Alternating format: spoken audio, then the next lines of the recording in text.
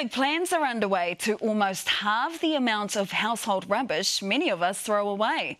Not only will it be diverted from landfills, but it will be used to feed crops and power homes and businesses. Lucy Warhurst reports. Jacob Wheeler, sister Scarlett and mum Kate are keen recyclers. I like that we can just put out stuff that gets recycled and it doesn't go into landfill and it doesn't hurt the environment. Food scraps make up almost half the weight of our household rubbish.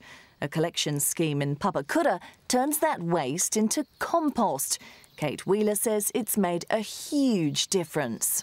We put our general waste rubbish bin out about every 4 to 6 weeks now because it's cut down massively on the amount of waste that we generate. The community has done really awesome. They have diverted a whole heap of food scraps from landfill. I think over 4,000 tonnes have been diverted, and we are looking to roll this out through the region.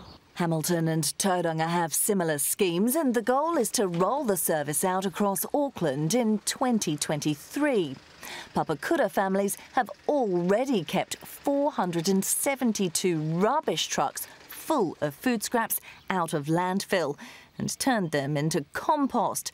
But there are bigger plans afoot. Food scraps does create greenhouse gases in landfills, and that is what we are trying to put to good use by diverting it to a processing plant. That plant is under construction in Reporoa, where EcoGas and First Gas Group will turn it into renewable gas.